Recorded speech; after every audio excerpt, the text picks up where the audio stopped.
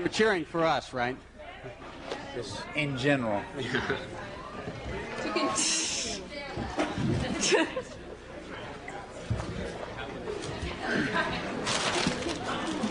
Thank you. Andrews. My name is Andrew Romanoff, and on behalf of the Kennedy School Student Government and the Democratic and Republican caucuses, or caucus, I'd like to welcome you to the first in a series of student debates on politics and public policy. Our aim this afternoon is not to deepen the divisions between these distinguished parties, but rather to delineate their differences through an open and, I'm certain, civil exchange of ideas. We've chosen a suitably bipartisan moderator for today's forum.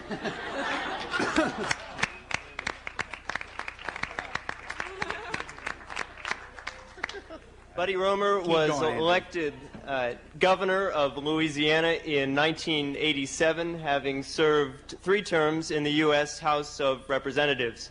He joined the Republican Party last year after a previous career as a Democrat in an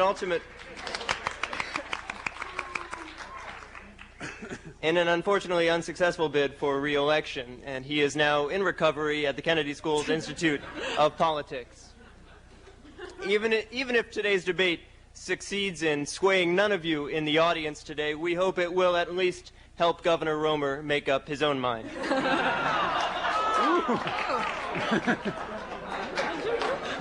Ladies and gentlemen, Buddy Roemer. Thank you.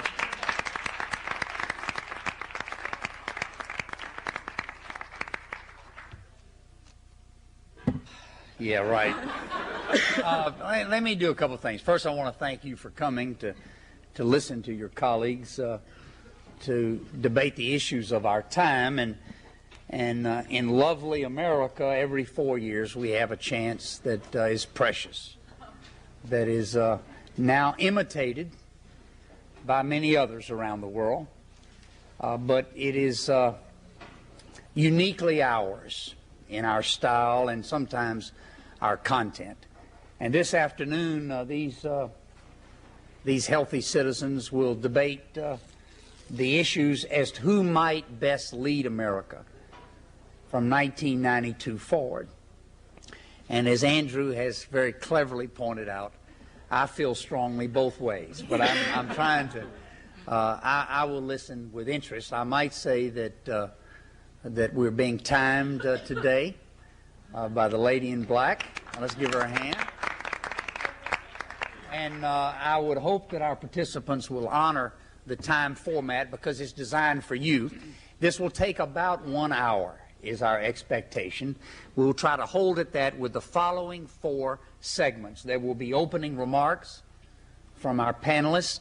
We will lead with the Democrats for 4 minutes and then the Republicans for 4 minutes. Then there'll be rebuttals from each side about the other.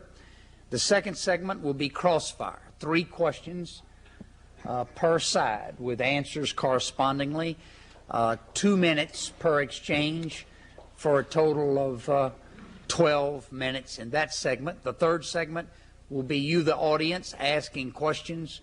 We'll try to hold your question and answer to 2 minutes each, with the side not asked the question being able to respond. And finally, we'll close with 3 minutes from each side. A total we plan of about 55 minutes. We'll have fun and we will listen. That's the way we will honor our panelists. Everybody on earth wants to be heard. What we can bring to today's meeting is that we will listen. So we look forward to what they have to say. I'll introduce the panelists briefly.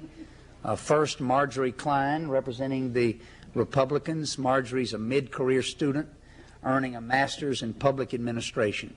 She spent 5 years as a political appointee in the Reagan administration handling international trade issues and worked for 2 senators on Capitol Hill.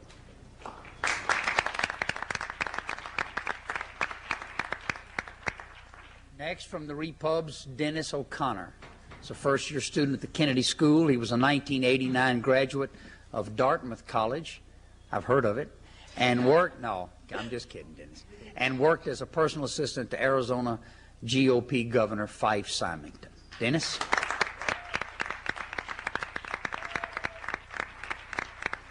Finally, David Gow is a first-year MPP student. Prior to the Kennedy School, he served as an assistant assistant vice president at First City Bank in Houston and co-founded a successful maquiladora business in Mexico. David? From the Democrats, we have Jason Saul is a first-year MPP student concentrating in international affairs and security. He was formerly vice president of the Cornell University Democrats, has worked as a foreign affairs advisor for Illinois Senator Alan Dixon and for the State Department in the United States Embassy in Paris. Jason?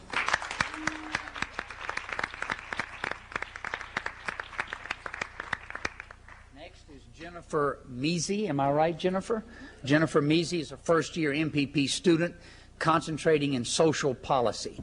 She's a recent graduate of Oberlin College and has worked for Congressman Sidney Yates, a great congressman of Illinois, the Illinois Democratic Party, and NARAL. Congratulations and welcome.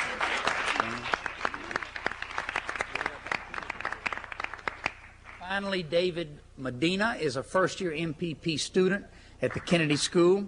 He's a recent graduate of the University of Chicago, where he served as class president and has worked in Washington, D.C.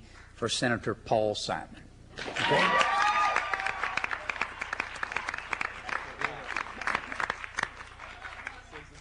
That's right. Bow tie and all. You learned a lot, didn't you? The subject is who's better to lead America in 1992, and we'll begin with opening remarks from each side. 4 minutes from each side. We'll begin with the Democrats.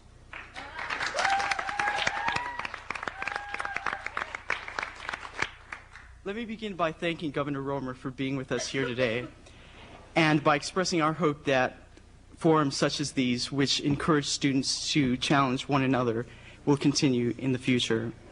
The primary purpose of today's debate is to allow students to defend specific policy proposals which will meet the future needs of our country. For as J.F. Clark so eloquently stated, a politician thinks of the next election, a statesman of the next generation.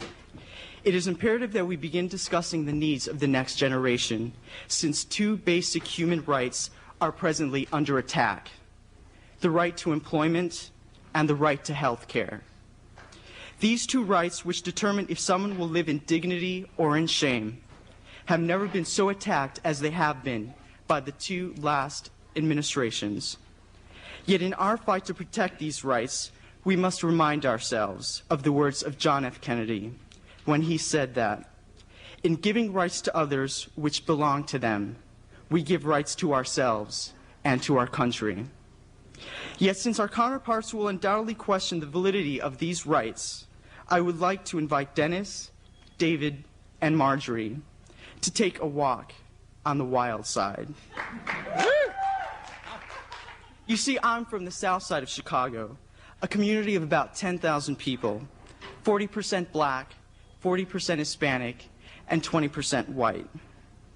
If you walk down Main Street, this is what you'll see: a string of thrift shops, a couple of shoe stores, 2 WIC centers, and signs in all of the supermarkets reading, "We accept food stamps." On my block, I have high school friends with no jobs and neighbors with children who are living on welfare.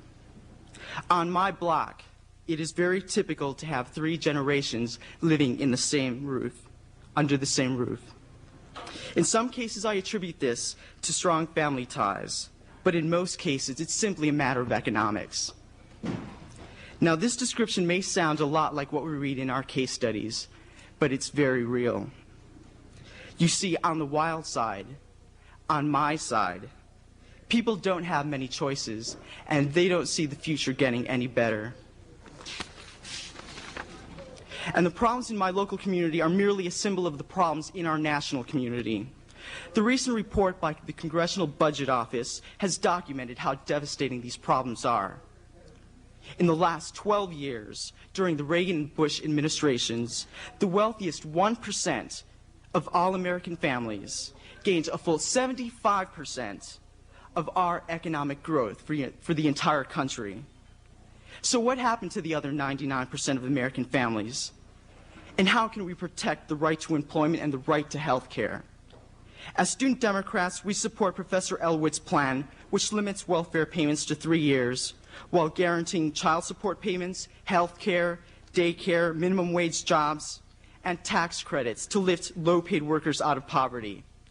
We also support the Healthcare USA bill, which establishes health care as a right of citizenship, controls and contains costs with strict provisions, allows people to choose their own physicians, and saves $150 billion over the next 5 years. Finally, I would like to take this opportunity to challenge our counterparts to support the right to employment and the right to health care, as well as our specific proposals, which will allow individuals to live, play, and work in dignity up to their fullest potential. David, Dennis, Marjorie, won't you join us here on the wild side?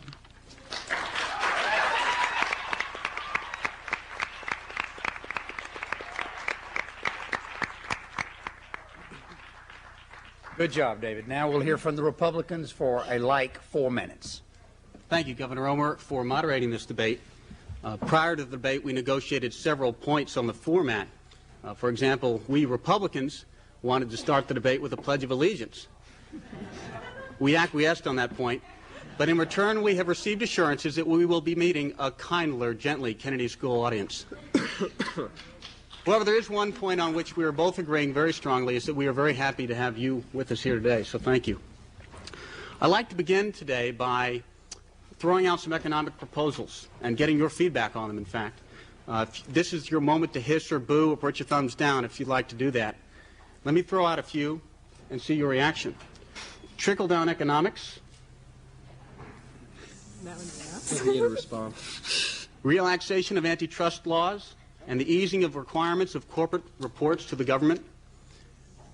Tax breaks to the domestic oil and gas producers. Capital gains tax cuts. Fast-track approval for the free trade pact with Mexico. Free trade with other parts of the world.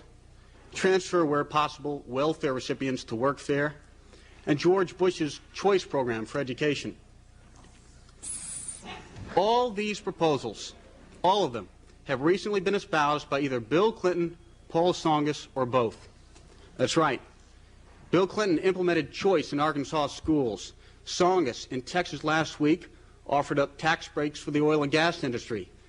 Time magazine says Tsongas' economic call to arms, quote, smacks of trickle-down economics. These programs beg the question, where do you stand, Democrats? Do you stand with the liberal tax spend policies of these economic proposals? For these are the very programs that George Bush has been fighting to get through the Democratic Congress. Before the Democrats jump to call this George Bush's recession, take a close look at what your party proposes to do about it. Free trade pact with Mexico that would be great for the economy right now. Why hasn't there been a capital gains tax cut? Who is it in Congress that is undermining many of the same proposals advocated by your presidential candidates? If you listen to the Democrats today, it's easy to get very depressed. But frankly, in the last 11 or 12 years of Republican leadership in the White House, the world is hostages have been released. Noriega is out of Panama. A Democratic vote ended the Sandinistas' repressive reign in Nicaragua. The Berlin Wall has crumbled. The Iron Curtain has been lifted. Kuwait has been liberated, and the Cold War has ended. Leadership and these victories for the world simply coincidences, or I guess they might have to call them recurring and reoccurring coincidences. The truth is we owe these victories not to coincidence, not to the Democrats, but to the Republicans. George Bush made the order to go after Noriega. George Bush made the call to free Kuwait. It was many Democrats wanted to support Daniel Ortega. finally given a chance to vote freely, the Nicaraguan people turned out en masse to end the Sandinistas' reign. Finally, the Republican defense buildup greatly hastened the end of the Cold War. We do believe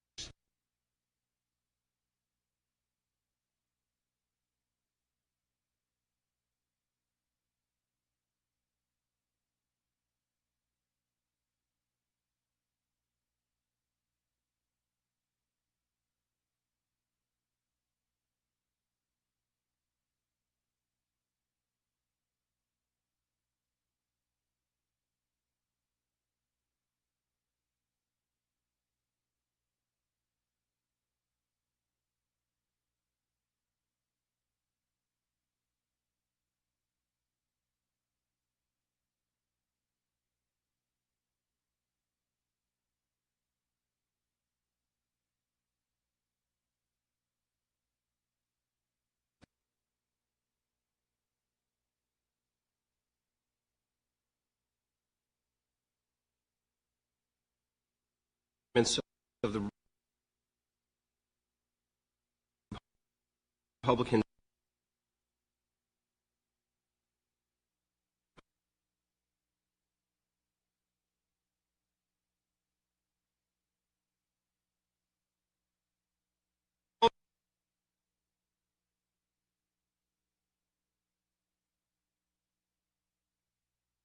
is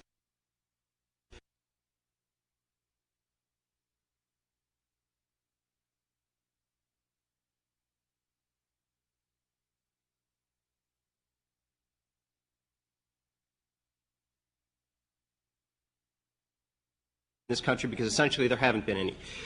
Let's look at the foreign policy that they've said. Mr. Gao has said that the Berlin Wall has crumbled. He has said that the Cold War is over. He has said that communism is finished. Difference between what has happened and how it has happened. We agree in what has happened. However, George Bush has merely presided over these changes. He has not created them, and there is a big difference. History has been inevitable in bringing down the demise of the communist system, and we believe that George Bush has simply watched this as this has gone by and not essentially created these things. George Bush lacks a foreign policy vision, even with his glasses on. There's no substance. There's no cause. It's an ad hoc solution, a bunch of tit-for-tat different confrontations without any type of We should shift our defense spending. Many of the budget deficits we have to more important things. For example, General Motors, which just laid off many of its workers, spends more on health. This is something that has to be changed. Second of all, the free market. We believe that we should let the market decide. However, the market does not have a conscience, and we must. Therefore, we believe there are many issues that the Republicans did not take issue with and must address, instead of putting forth a bunch of sophistical argumentation that sounds good, that tastes great, but is less filling. Thank you. Next, the Republicans will have 2 minutes for rebuttal.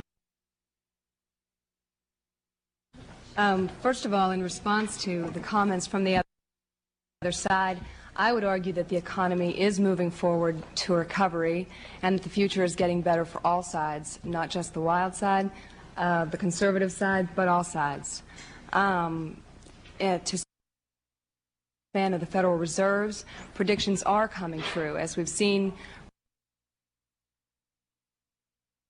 1,000 jobs were added to the payroll in February, and as we all know, recovery will show first in spending and last in employment. Public economic expansion in our Democrat controlled the White House. People were standing in line for gas, and another is that government policies aimed at corporations often decimate the livelihoods of the very people that the Democrats say they are trying to protect. That is why our side of the table believes that Paul Tsongas might actually make a better Secretary of Commerce in the Bush administration. Finally, while you point your finger at the Bush administration, I think we need to remember are controlled by Democrats who, while they hold a tremendous amount of power, have exhibited a very little amount of leadership on these issues. Thanks, Jennifer. Next, we'll have Crossfire. The way it'll work is this. Alternate questions from one side to the other. 1 minute to question, 1 minute to respond. And we'll begin with the Democrats asking their question of the Republicans. Just a quick response to what Marjorie was saying. If Tsongas would serve as Commerce Secretary,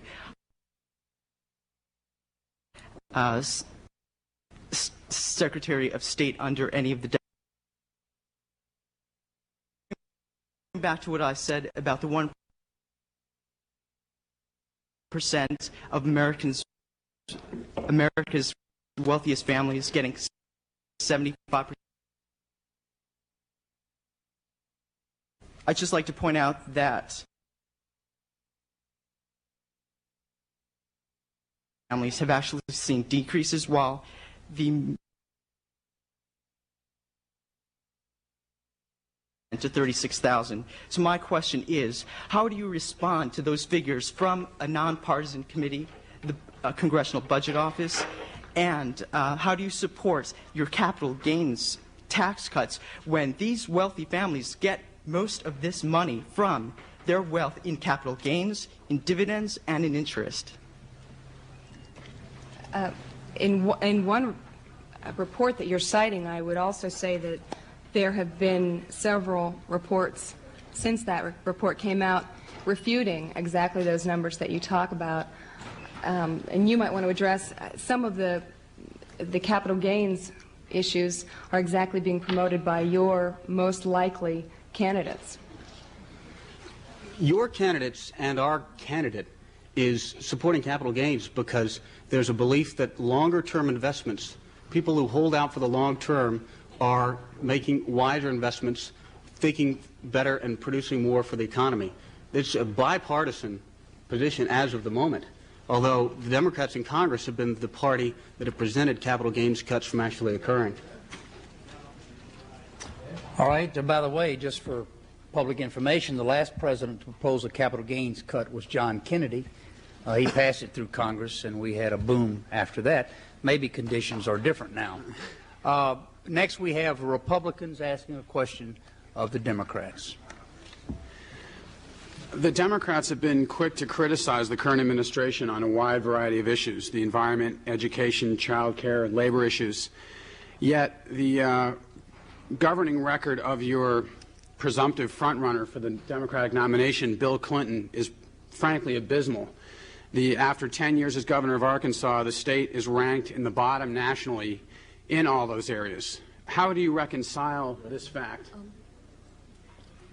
Well, Dennis, we are here to talk about the issues and to not talk about specific candidates for the nomination as you want to do. Obviously, there is a great deal of diversity in our party to respond to David's criticism. But answer the question on Mr. Clinton. That's getting away from the question. I want to know, how do you reconcile that he's going to potentially be the leader of your party? Is that cutting into our time there? No, it won't. And let her answer the question now.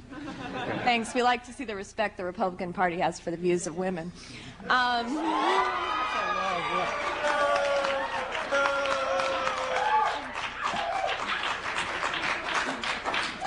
Governor Clinton has indeed taken a lead in education in the state of Arkansas and has demonstrated a commitment to child care. Arkansas is a very poor state, so it would take a great deal, if not Herculean effort, for a governor to be able to bring it up to whatever ranks you might feel would be appropriate. And I would add that on the issues of education and child care than has George Bush.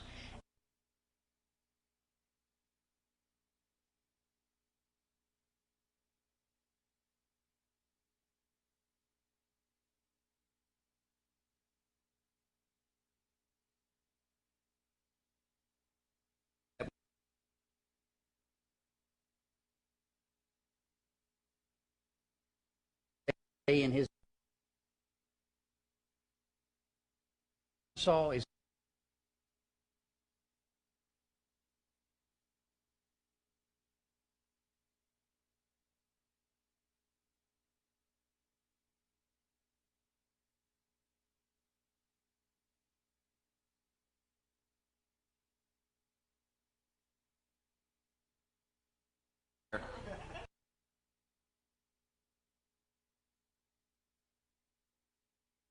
healthcare.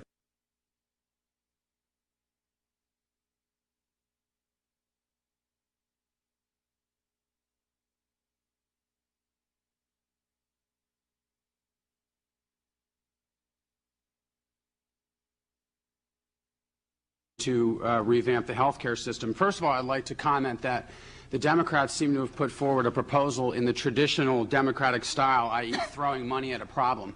And we know that throwing money at a problem like healthcare is not going to solve the problem. What we need to do is create incentives to get people into the healthcare system, to get more people seeking preventive care.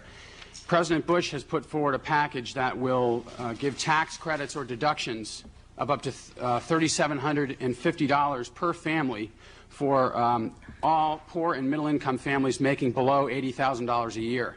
And this one aspect of the President's plan will bring more than 90 million low and middle moderate-income Americans into the health care system. So that's one major part of it.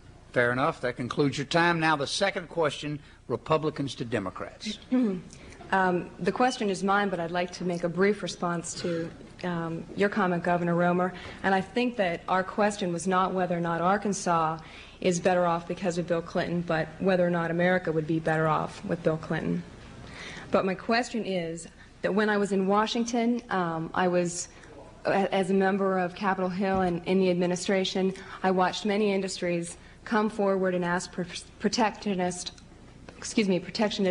measures to help industry, the steel industry with VRAs, the automobile industry with import quotas. Given what has happened to those industries since those protectionist measures were implemented, my question is, do you still believe in the democratic ideal that protectionist measures will make industries more competitive, and why? Thank you very much for the question, because I think it protectionism, but the need to equip our companies and our industries to compete on a level playing field in this world. All of Europe, almost most of the world, has an industrial policy somehow, some way, and protectionism is one form of an industrial policy. However, I don't necessarily think it is the best possible way to do things. For example, we do believe that, however, you do have to help the companies out and much of the industry in this country. Japan spends 1% of its GNP in defense. We spend north of 10% on it. Most of the other savings that Japan has, they put forth into their industries to make them more competitive. We need to do the same for ours. And whether you call it protectionism, whether you call it industrial policy, we have one for the defense industry. The defense contractors are certainly helped out. We need to have one for the rest of this country. Very good. Our last round will be a Democrat question to the Republicans and vice versa. This is the last set of three, and then we turn it to the audience for questions, so be prepared for yours. Now the Democrats of the Republicans. Thank you, Governor Romer. I would like to ask the Republican Party, the two last administrations have spoken at great length about family values, prayer in school, keeping families together. We can all support keeping families together.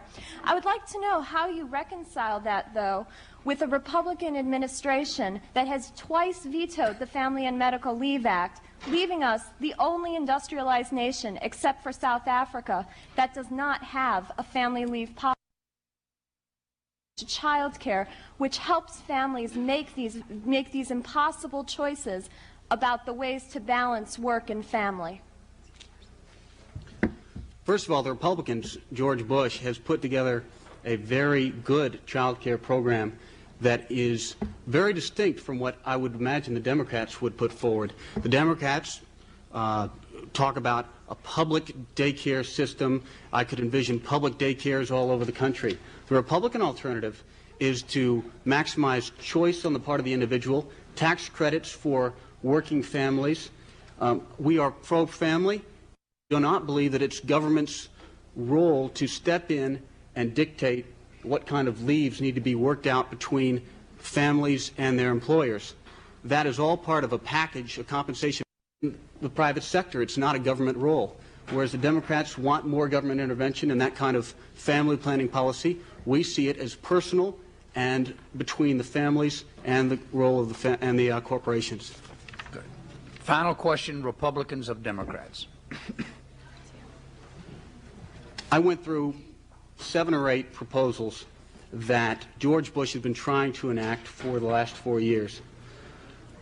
The Democratic Congress has stopped him from every one of those, yet your Democratic candidates are advocating them. How do you justify now that you need to elect one of these Democratic candidates when your Democratic Congress has rejected those proposals? I don't think our mission here was to defend any one of our political candidates. Our mission for this debate was to present policy proposals. We've set 2 here out on the table. One, to revamp the welfare system, and the other to revamp the health care system. And so those are 2 issues which we believe the Congress should be working on. Whether any of our Democratic presidential candidates are supporting any one of the plans submitted by the President, I would just say the Democrats also have a big tent. Okay, also, of course, what you have done... You can't. You get them later, okay? Sure, you got more time. They have more time? Thank you. You do. I would also quickly add that blaming it on the Congress is one thing. Blaming it on the 23 presidential vetoes that have been invoked over the past 4 years would be quite another. All right. You're welcome. We'll now hear from the distinguished audience. We'll begin here. We'll alternate back and forth. You can direct your question to the group, in which case Democrats will lead first, or to any individual member. Go ahead. All right. I'd like to direct the question to the group. All right. And I guess for me this debate today has illustrated why Americans hate politics. It doesn't seem that either side is willing to give up its sort of partisanship to really focus on the real problems. How can the Republicans defend, the growth in the country where the top 1% has gotten so much wealthier? It's just indefensible, and it has to be addressed. Aside from trying to get your president reelected, that's a real problem, and I think that we have to talk about it. The Democrats, how can you honestly add on the way that, the protection and all that? I think that both sides are being so partisan that they're losing sight of which side has the vision. I don't see it. All right, let me appreciate your question and say that each side will have approximately 1 minute each to answer, and both will be given a chance to answer. And the question, in my humble opinion, is the best one asked today.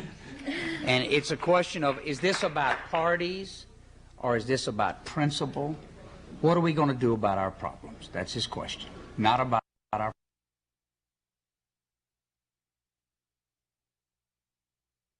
And I appreciate you asking it, because it points out a very major issue, which is, first of all, the Democratic Party is not. And another way of looking at it is endorsing our industries to be more competitive abroad. So, if anything, we'd support free trade and more global competition and interaction. In terms of helping out the country itself, I agree. We need to look at the entire spectrum of the issue, not just how much money are we going to take away from the rich and how much are we going to give to the poor, because it's beyond that. And I think one important thing the Democratic Party stands for is not tax and spend. If you think about it, the Republican budget under the Republican administration is greater than the budget deficit under every single Democratic president put together, adjusted for inflation. I mean, it's huge. And so the Republicans have spent a lot more than Democrats, and Democrats want to kind of straighten out the spectrum and not really make it even more off-kilter than it already is. Any other members of the Democratic side want to say something? Yeah, I think you have a few seconds left. When we talk about industrial policy, that means investing in education and training programs, getting multinational companies to invest in American human resources, and I think that's how we address the problem. Okay, now from the Republicans, a little over a minute. There are fundamental differences. the Republican side is focused on the equality of opportunity. We view that the Democrats are focusing on equality of condition. The facts are the Democrats have focused more on how to divide up an ever-shrinking pie. Today's debate highlights a very common theme that you hear from Democratic speakers here that is directed at class warfare. It's breaking up the American society into classes. This is distasteful as any kind of drawing of lines or distinctions among the American people. We're not going to focus on that aspect. What we'd rather focus on, and what I would think would be universally appealing, is improving opportunities for everybody. And that comes in improving education, improving the job outlook and the economy, giving everybody a fair shot at the larger and ever-increasing American pie. Good. Anybody else on the Republicans? I would Jennifer? Marjorie, I'm sorry. I would like to say one additional comment. You're absolutely on target. I was in Washington several years ago, but nothing was moving, or very little was moving at that time because people were dug in. It was my role to try to get some middle ground between the administration and the Congress, and it was very difficult then. But I might add that George Mitchell has, I believe he has done a great disservice, despite I do think he's a good leader in itself, but he has done a great disservice to the Congress by allowing bills to languish and not move out of the Senate. Okay, I wonder if I might ask the panelists if they agree with the thrust of the question. I mean, set aside whether you're a Democrat or Republican. Yeah. Just let me just ask, do you think his question off base to ask, you know, why the partisan approach? Is there a better way? And maybe you could work it in at some of your other answers. It's a question that's always bothered me. I've never been comfortable with this. Yes, I mean, in the spirit of the question that was previously asked, although I appreciate the list of very extraordinary proposals of what we should do, you know, for the future for our country from the Democratic, specifically to Democrats, and that's things cost money, and you've said health.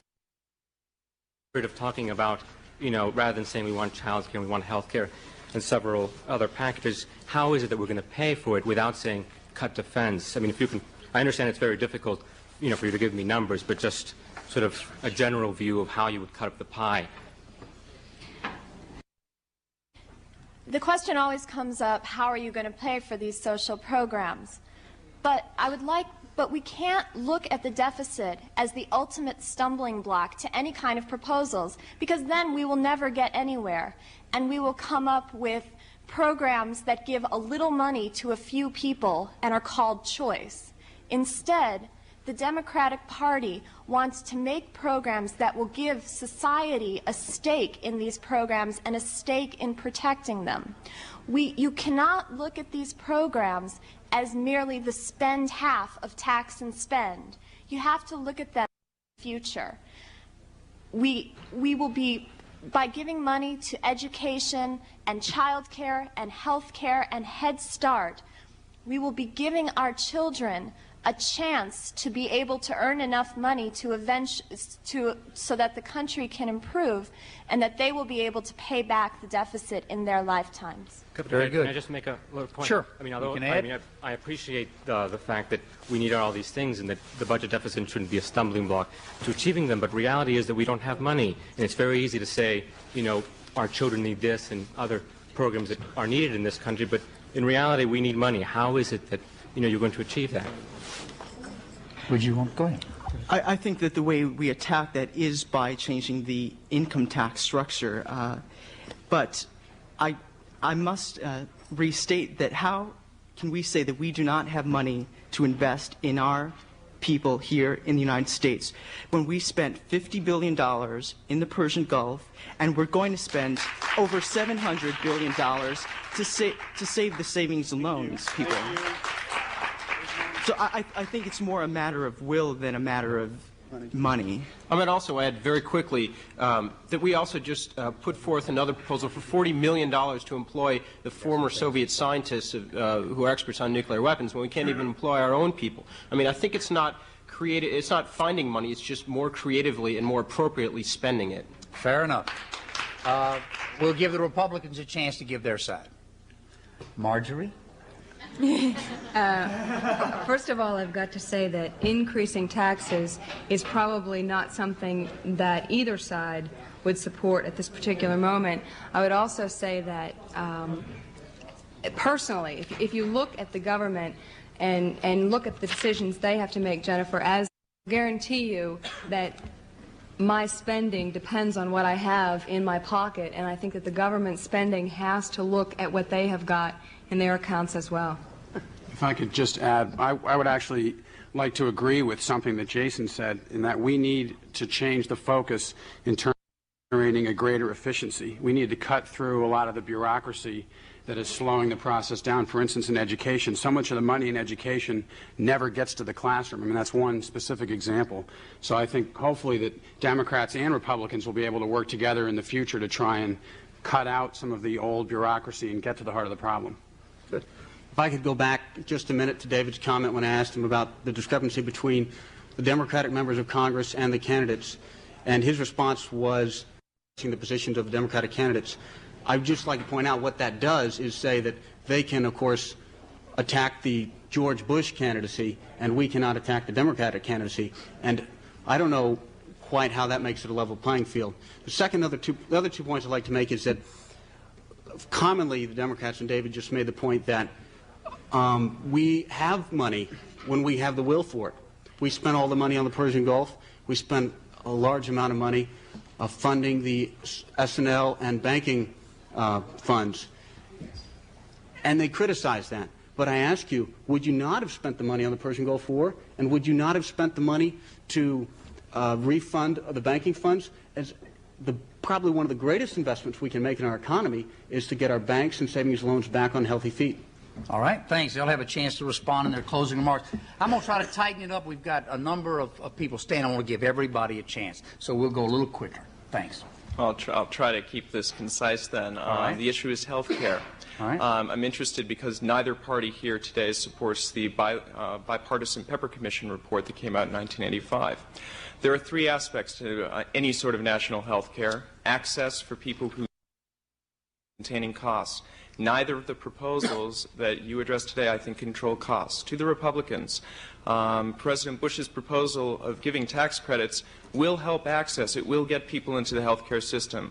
But all you're doing is, as you accuse the Democrats of, throwing money at a problem, giving tax credits so that people can buy health insurance. What specifically are you doing about controlling rising health care costs? To the Democrats, you advocate Healthcare USA, which was Mr. Kerry's proposal, which is not supported by any of the current Democratic candidates. This is a Canadian-style proposal. Recent evidence from Canada indicates that their health care costs, while less than ours, are rising just as rapidly. Once again, what will you do to contain the cost of health care? Good question. The question's about cost containment in health care. We'll start with the Republicans. That's the way he's asked his question. That is a good question, and I didn't address it only because we had such a short time. The principal thrust of the President's health care proposal, as I'm sure is a part of the Democrats' proposal, is to stimulate competitiveness within the industry. That's one thing we have to do. Additionally, the President's put forward a proposal to combat unnecessary malpractice suits, which, as you know, are driving up the cost of insurance for doctors, et cetera. Also, burdensome administrative expenses, which further drive up the cost and encourage cost-effective coordinated care. So those are some ways. I admit I'm not a healthcare expert, but to my understanding, it's increasing competition and doing away with some of the burdens on the system, like the wasteful malpractice suits. Those are some of the things that are bringing the system down. More competition, less litigation, less regulation. Okay, Democrats, cost containment. Surprisingly enough, in the Canadian system, most of the savings come from decreased medical costs because you have a single-payer system, which means that you don't have to deal with as much paperwork, essentially, which is what keeps the Canadian system costing less than ours does. And there will be, if we were to move to such a system, there would be savings from that area. I think what you're seeing in Canada is probably due to just just the fact that we're engaging in high cost technology, and Canada is probably beginning to catch up with that. We need to control this technology, which is making healthcare much more expensive in both of these countries. I'd like to add that the Healthcare USA is not the only proposal that the Democrats are proposing. There are many proposals which will do much more than just tax credits. There's the pay-or-play proposal that talks about case management, and that again would help to bring down costs. I think it's important, though. I don't think many people know the provisions of the Healthcare USA bill. It would impose new taxes to raise money, and the revenue would be passed on to states. And then the states would be the ones who would set these fees that they would contribute either to this public insurance or to private insurance. Right now, this would just make it more equal.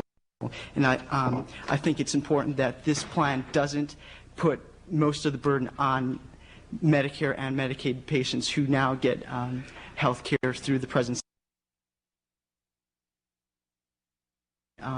President Bush. Most of the poor people, there are 13 million people on welfare. 70%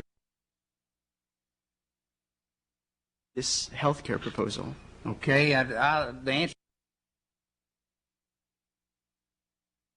is less paperwork, control the technology. About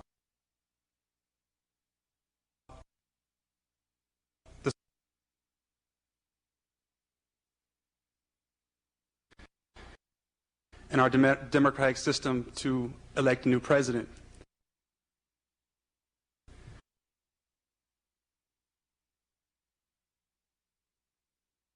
My question to both sides is based on the voter turnout of the 15 prime.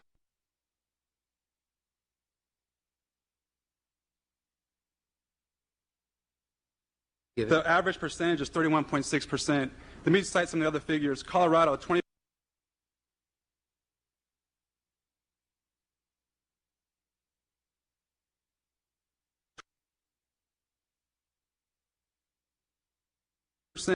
Mississippi, 21.3%, and it goes on. And the highest percentage was in New Hampshire. We spent like 2 years. I mean, what's going wrong?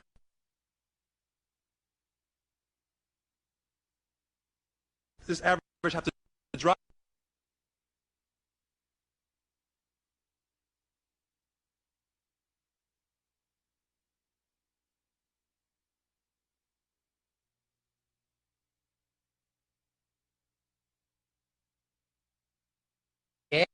Yes.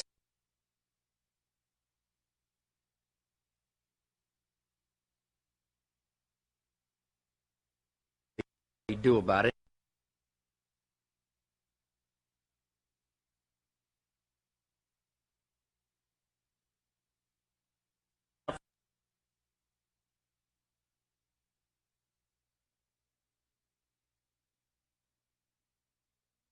There is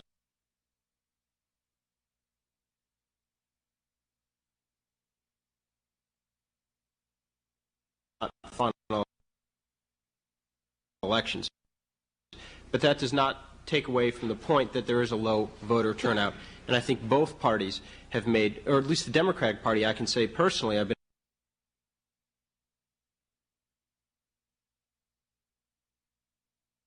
who we're representing. And it just so happens that I believe the GOP party does benefit by low voter.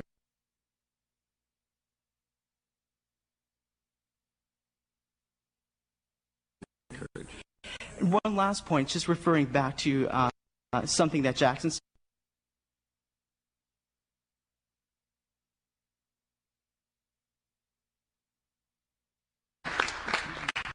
The Democrats' response is that we need to hear from the people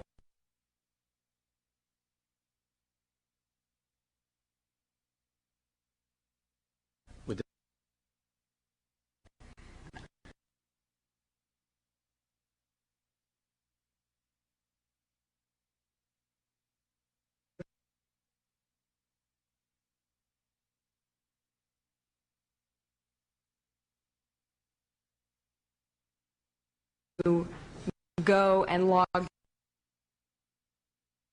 your vote.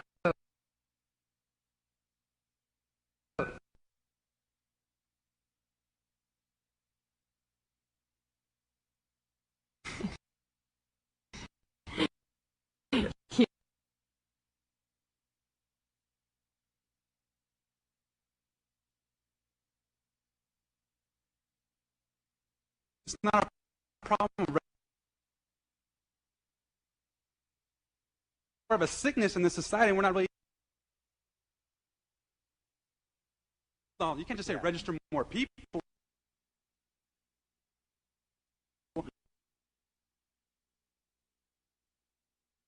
Now, could you please address that question? All right, let's.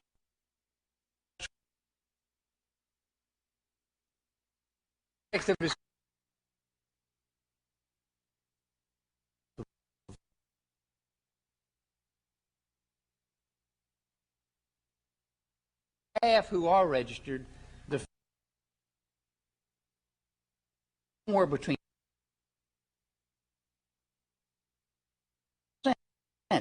does that bother you propose we do?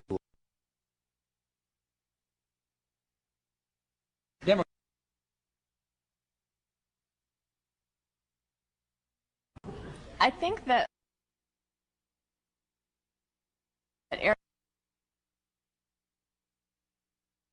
off of politics. They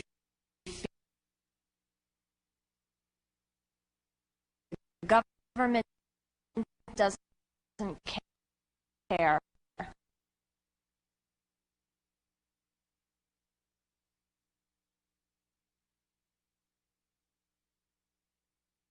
That issue make people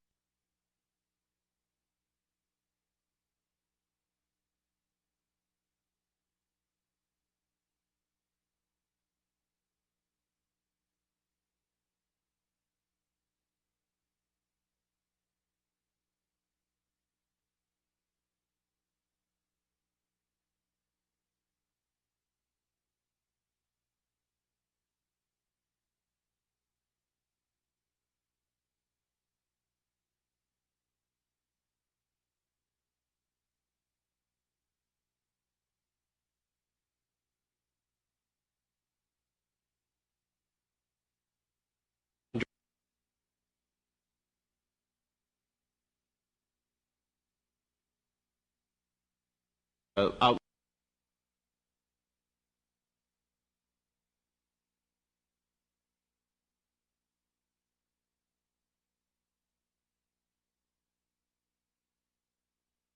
Yeah.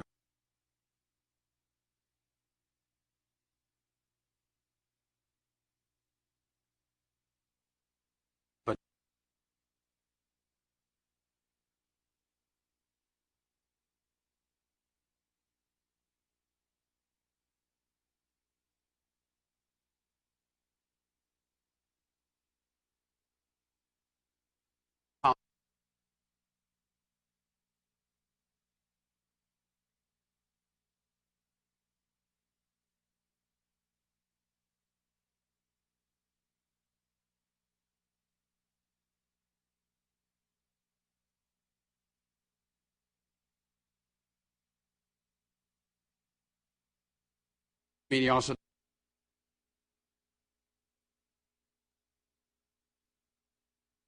of the issue.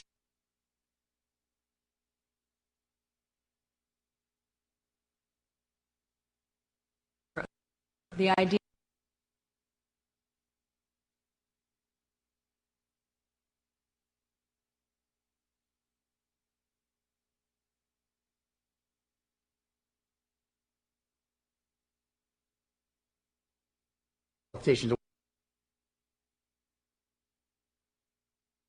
her lips are moving.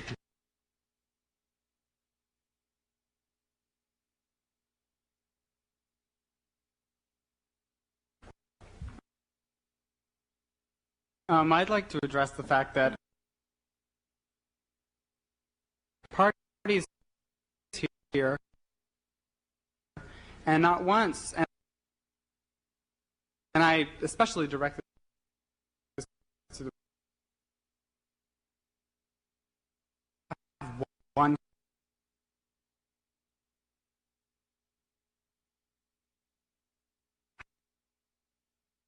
I'd fault the Democrats for not winning your nomination, but Mr. Buchanan is winning the soul of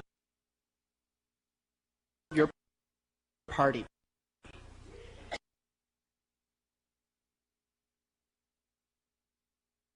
We are academics here. We know what euphemisms are.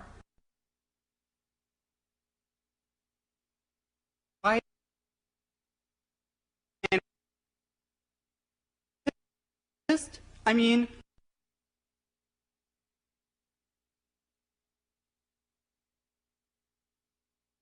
big tent theory. Right now, I do not know how you could say you are a big tent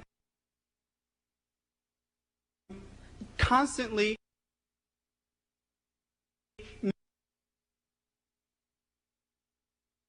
Act.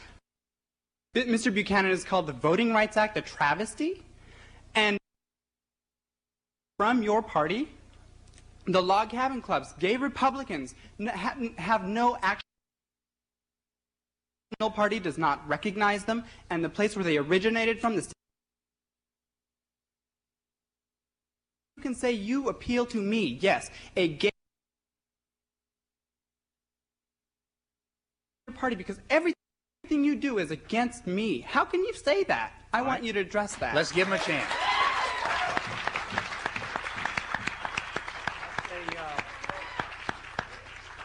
I think we've been asked a fairly specific question. We'll begin with the Republicans. First of all,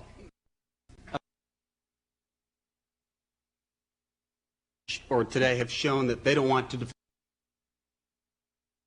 what we believe is the soul of our party. Obviously, you are not a New York Times disagrees with you.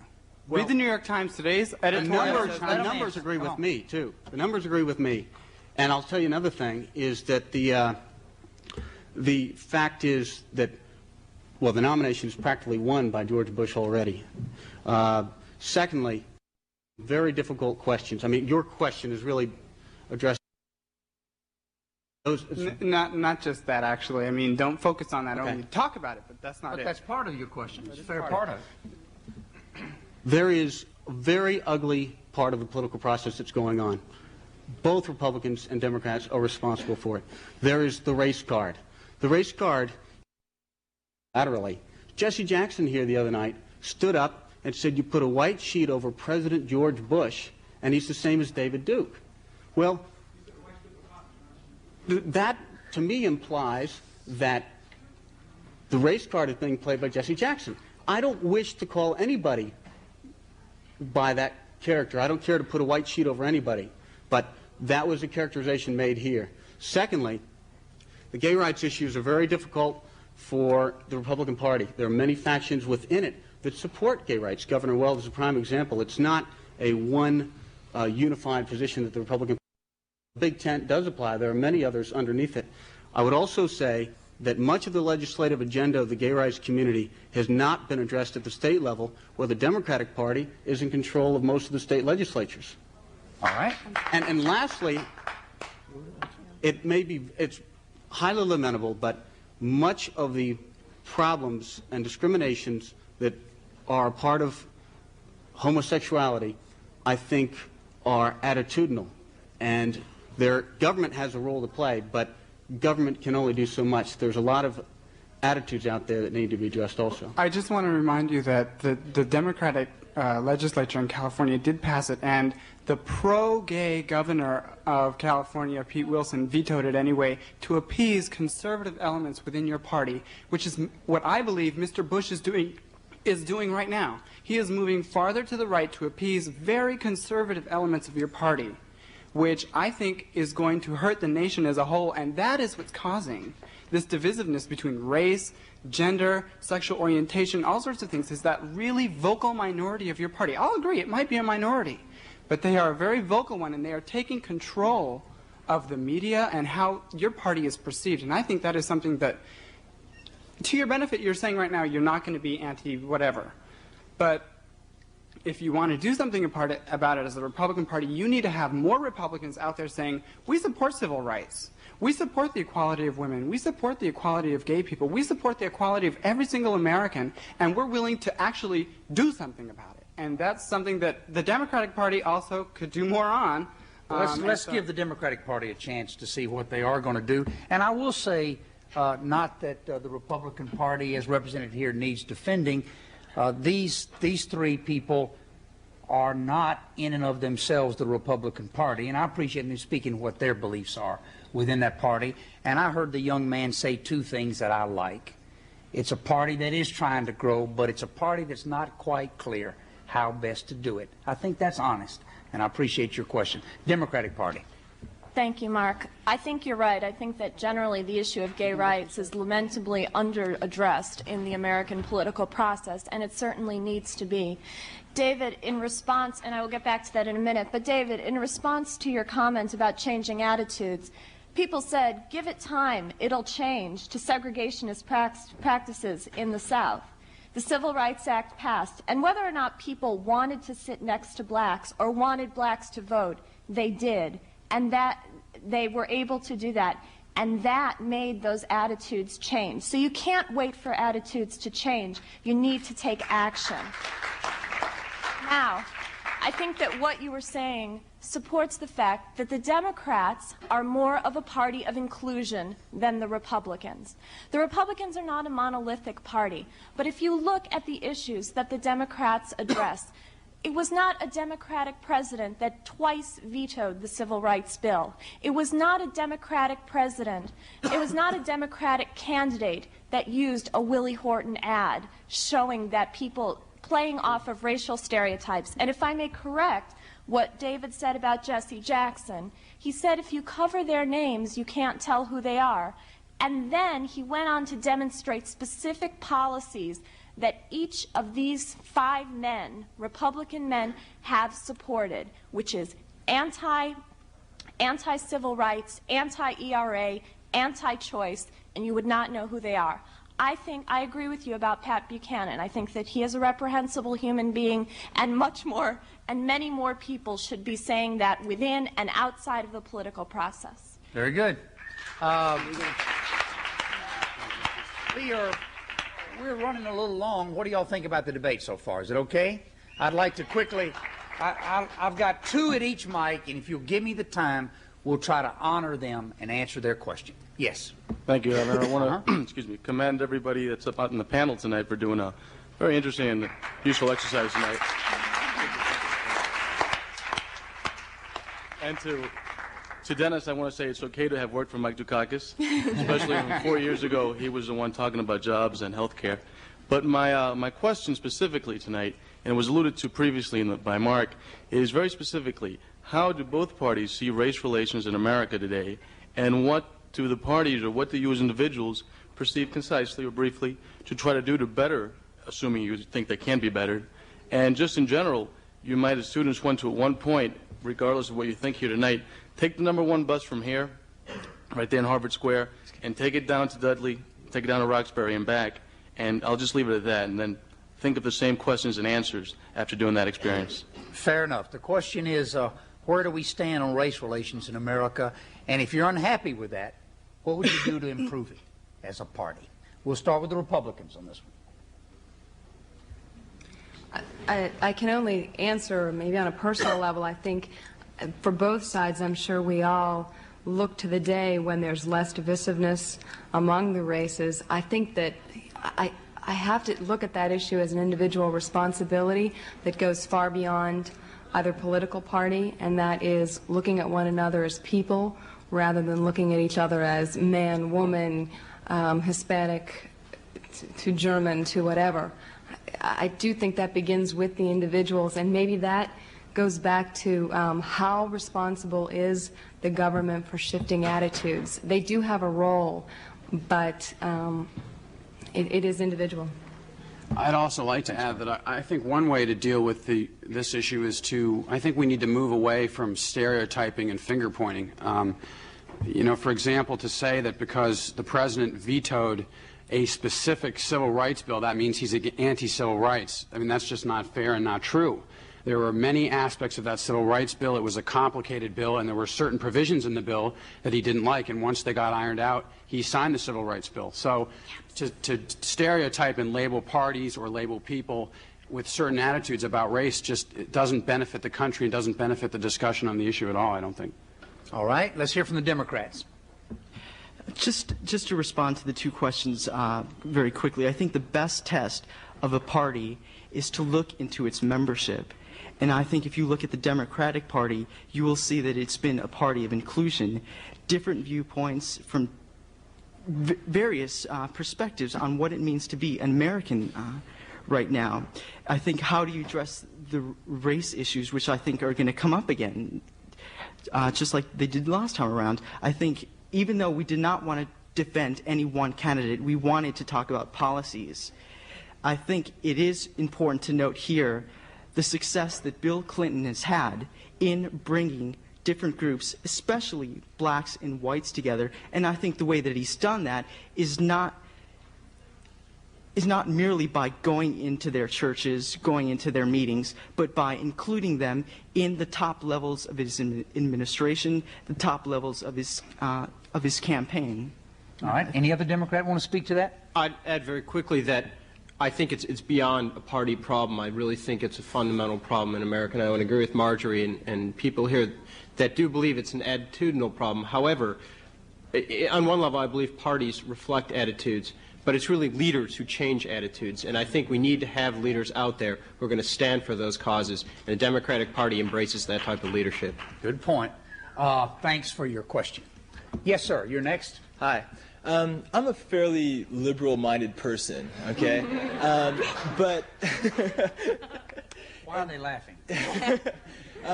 But I came here tonight to find out why I could possibly support President Bush and the Republican Party. And that's a genuine question, because as I look at what the Republicans have done for the last 12 years, it does not look good. Especially in terms of domestic. Now, in terms of international, I think he's done a very good job, or has had some good successes. But my question is very specific, and I was disappointed, David, in your opening remarks because they really focused on what Bush had done in the past, resting on the laurels, rather than on what he's going to do for domestic problems of the future and right now. And so I would like to hear specifically how a person could truly support the Republican Party for the next 4 years, given the domestic problems that they have created during the last 12. Very good question. We'll let the Republicans answer, and then the Democrats rebut. You wouldn't be asking about that vision thing, would you? You could use that term. I think the vision for the Republican Party, as I see it, and I hope for it, is equality of opportunity, to give everybody a chance to further their education, further their economic progress, to live the kind of life they want to lead. I think a part of that, fundamentally, is less government intervention, and that includes education policy, child care policy. I don't feel government is the answer to what ails our society. I think what George Bush has to offer is tremendous amount of experience, both domestically and internationally. I think his domestic agenda has been slighted. I think that when you commit your armed forces in 2 different parts of the world during a 4-year period, and we fight a legitimate war over in the Persian Gulf, it is quite likely that your domestic agenda will be ignored by the press and the public. But on all the issues discussed tonight, George Bush has put meaningful proposals forward, and I would encourage everybody to seek those out and take a look at them and see how they fit in with an overall vision of less government, more opportunity, individual empowerment. There's a housing program that does that, education program, there's banking reform, health care. They're all there, and they're all consistent with the general Republican views and philosophies. Rebuttal from the Democrats? Equality of opportunity assumes that everyone starts out at the same point in the starting line. The Democratic Party doesn't believe that. The Democratic Party believes that there are certain people, due to historical discrimination, who need the protection and support of government, or they're not going to be able to finish the race. And I would also like to ask the Republicans how they can justify saying that they have a consistent policy of less government intervention when the past 3 administrations have systematically set about to deny women the right to choose to have an abortion without government interference. Very good. We have 2 final questions and then closing statements. Yes, sir. Hi, I'd like to stay on the issue of foreign affairs. All right. 2 points were brought up by the Democrats earlier that need to be clarified just a little bit. One was the Persian Gulf issue and the payment on that and the Soviet scientist. And then I will direct a foreign policy question to the Republicans. Wouldn't you agree that the Persian Gulf War, the bulk of the monies and the costs and expenditures were picked up by the coalition of other governments in the world? And with regard to the Soviet scientists, don't you think that there is an overriding type of view that to pay for these scientists right now at about $95,000 a pop, we're preventing future proliferation of nuclear weaponry in places like Libya? And with regard to the Republicans, I'd like to ask them, in this specific area of foreign policy, which is really the area of the presidency dating back to George Washington, doesn't experience count for something? Okay, 3 questions. 2 of the Democrats. One about the cost of the Persian Gulf. Didn't it come from the coalition? And second, about the expenditure for Soviet or Russian physicists and nuclear scientists. Doesn't that solve problems of proliferation? Begin with you. When I referred to the cost of the Persian Gulf War, I stated that it cost the United States $50 billion.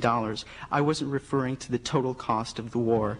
And I'd just like to read something on foreign affairs from the Democratic Party charter. It states, "We believe in an America that will promote human rights, human dignity, and human opportunity in every country on earth, and decry oppression in nations, friendly and unfriendly."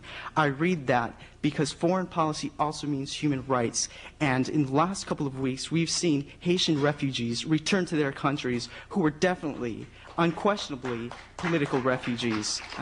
So I believe that foreign policy is not strictly limited to military and military spending. I would add to that also in saying that no, the coalition did not assume all the costs of the Persian Gulf War because it goes up beyond money. There were hundreds and thousands of people who died during that war, and there were a lot of other costs that this world bore during that war that cannot be subsumed in dollars. And speaking of dollars, in terms of employing 40 former Soviet scientists, I agree that that's a very nice short-term pat solution to a very long-term problem. And the Bush administration and the entire government of this country needs to adapt a vision of how we want to deal with and manage problems of nuclear proliferation. Employing 40 Soviet scientists in a place in Washington is not going to answer that problem. All right, let's wrap it up on this one. With the Republicans, the question was about, does experience count? I think experience counts, and I think we're going to see that in November as well. All right. Thanks for your question. Lisa? Yes, I've heard a lot about Republican proposals, about education, about health care, about choice. That word is conspicuously absent from the vocabulary of Republicans when we have to do with women, when we have to do with reproductive rights. It goes as far as saying that the Republican Party is supporting a president, a man who has basically supported the gag rule, a rule prohibiting doctors and members of the medical profession from sharing critical medical information to their patients about reproductive health and about their futures. I hate to make this personal, but Marjorie, I have to ask you, and you by no means stand alone, polls say that the majority of women, and in fact the majority of Republicans, support a pro-choice position. However, the fact remains that both frontrunners in the Republican Party are vehemently anti-choice. How can you reconcile that? I'd be happy to answer that. As a woman, I see the emotion that comes with that question, and I feel it myself, and I don't have any problem in telling you that I am a woman, I am Republican, I am also pro-choice. And I think that I by no means I by no means stand alone in the Republican Party with those feelings. But I'll tell you something, and it's that I think that the more responsible or the most responsible approach I can take as a citizen is to not put blinders on and look at the choice issue alone when I make a decision about which party I support. And the other issue that that comes to me is that in all the debates that I have seen about abortion and choice and pro-choice, I have yet to ever get a sense that there's any enlightenment brought to the issue. The only thing I have seen is that it becomes more emotional and that the substance gets stripped away. You should have come to our brown bag lunch with Buddy Romer the other day. He added some. Don't tell him everything. Enlightenment.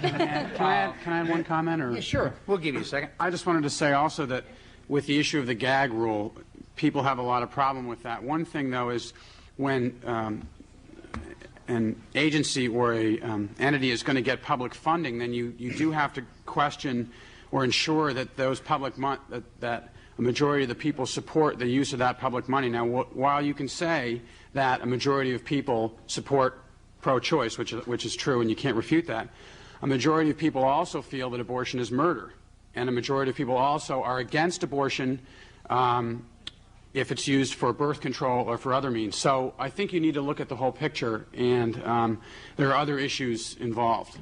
All right, fair enough. Do the Democrats want to say something about it? No. Is the Republican Party suggesting that when you get federal money, you lose your right to freedom of speech as well as your right to reproductive freedom? What the gag rule does is it prohibits doctors from giving patients the options of abortion. And a majority of the American public does not approve of the gag rule. And this vote was, the vote to overturn the gag rule was voted by almost 2/3 of Congress. It did not pass by 12 votes. And one man, George Bush, decided that those voices were not to be listened to, that the voices of the American people were not to be listened to. The only voices he listened to were those on the far right who told him that you've sold us out on taxes. If you sell us out on abortion, you're not going to be elected. I agree with you, Lisa. I don't see what the Republican Party has done for women lately. All right. Thank the audience for their questions, and we'll close now. And we'll do it this way. We'll begin with the Democrats, and they will have 3 minutes to make any concluding remarks they wish. And we're going to try to hold you to the 3 minutes to wrap it up. And we'll do the same with the Republicans, 3 minutes. Democrats. Governor Romer, ladies and gentlemen of the audience, and my fellow debaters. In this debate, we have attempted to provide you with our vision of the future. On the issues of health care, education, the right to employment, and other workforce issues, the Democrats have espoused policies and policy directions that combine compassion with pragmatism. It is not enough simply to discover a problem and bemoan its existence. We must move on to the next step of proposing and debating options and alternatives. In the area of foreign policy, we propose a new direction to take us beyond the one-dimensional, superpowered geopolitics of the Cold War. The Cold War is over. We must meet today's challenges. The Democratic Party believes that individual rights must be protected, and since the courts have abdicated this responsibility, the legislature and the executive must take up this cause. Racism, sexism, and homophobia are alive and well in our society and our workforce and need to be protected through anti-discrimination laws and affirmative action programs. The Bush administration has betrayed the women of America and violated their rights in the most sacred private place, their doctor's office. We deplore the government's narrow-minded and mean-spirited refusal to let doctors in federally funded clinics advise their patients about the option of abortion. Only a woman drawing on her own moral and religious beliefs and the advice of her doctor can make this difficult decision about whether or not to terminate a pregnancy. Government does not have any place in the bedrooms of consenting adults or the wombs of women. The Democratic Party believes the country can and should be doing much more to help people in need than it is currently doing, and that this can be accomplished without sacrificing our national strength. The deficit is certainly a problem, and it limits our ability to act as strongly as we morally should. However, when the issue was Operation Desert Storm or the S&L bailout, we heard no talk about having more so-called will than wallet. When we are making all-important decisions about Head Start, WIC, child care reform, education, health care reform, we must embrace that same kind of spirit.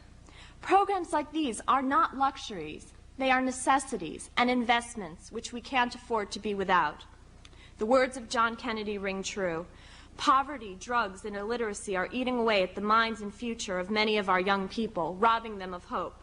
We need to take action now, turning this time of economic uncertainty into a time of opportunity. We must come together to fight our peacetime enemies as we do in times of war.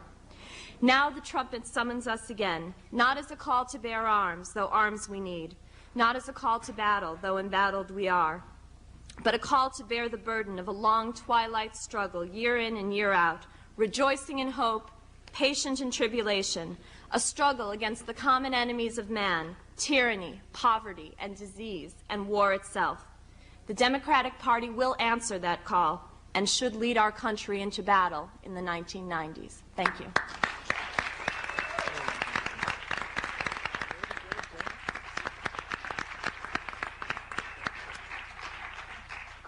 Finally, the Republicans. Well, I'd like to thank you all for being here. I'd like to thank you, Governor Romer, and I'd like to thank the Democrats. You did a good job in preparing for this debate, and I enjoyed it, and I think we all enjoyed it. I'd also like to thank my dad and my girlfriend who are in the audience for being here. That's woman friend. Thank you, thank you. I'm actually amazed that they would be here because they both really hate politics, so I guess they're here for some other reason. And their hatred of politics actually reminds me of something that Will Rogers once said.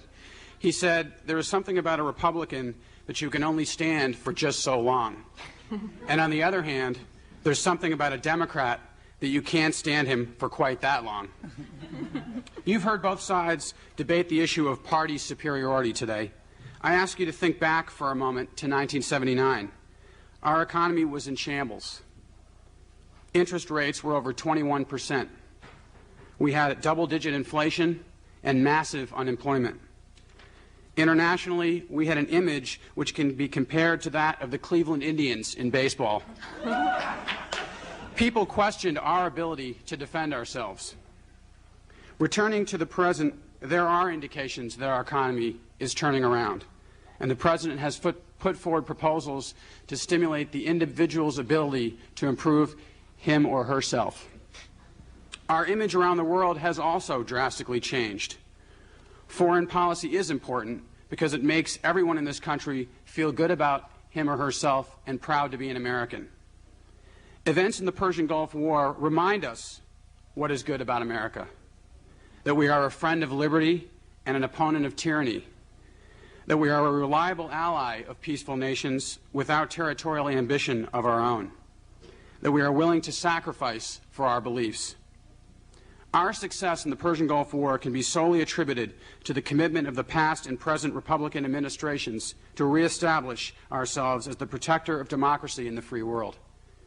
The improvement in our military capability took a serious investment on the part of this country, but it was an investment which the American people clearly supported. As a result of this investment, our helicopters are no longer crashing into the desert, rendering our military unable to complete the missions it is ordered to do. Our investments were in more than missiles and aircraft carriers, however. They were an investment in the protection of human lives. While the rapid and dramatic changes around the globe have kept the media, public attention, and the folks at Rand McNally focused abroad, our President has been pushing for proposals to help push our economy out of its cyclical slump. Yet Congress has been doing a great deal of flapping and not much acting to help the American people. I'd like to remind the democratically controlled Congress of a statement once made by President Theodore Roosevelt. The credit belongs to the man who is actually in the arena, whose face is marred by dust and sweat and blood, who strives valiantly, so that his place shall never be with those cold and timid souls who know neither victory nor defeat. I challenge and encourage the Democrats in Congress to come into the arena, and strive valiantly to put the interest of the people ahead of the interest of their party. President Reagan best explained why we are proud to be Republicans. He said, "We are a coalition of Americans willing to be true to ourselves, willing to invest in a great common cause, which is the future of America. We've inherited from our forefathers and possessed by our freedom the strength of will that enables us to thrive. We believe tomorrow will be better." The Republicans may be a small caucus here on campus, but we feel strongly about our beliefs, and we welcome and encourage each and every one of you to come to our meetings and hear what we have to say. The question put forward before us today is, will the best party win? Our answer is yes, for if we are to protect and promote governmental policies and philosophies which are in the best interest of this nation, then George Bush and the Republican Party will win in November. Thank you.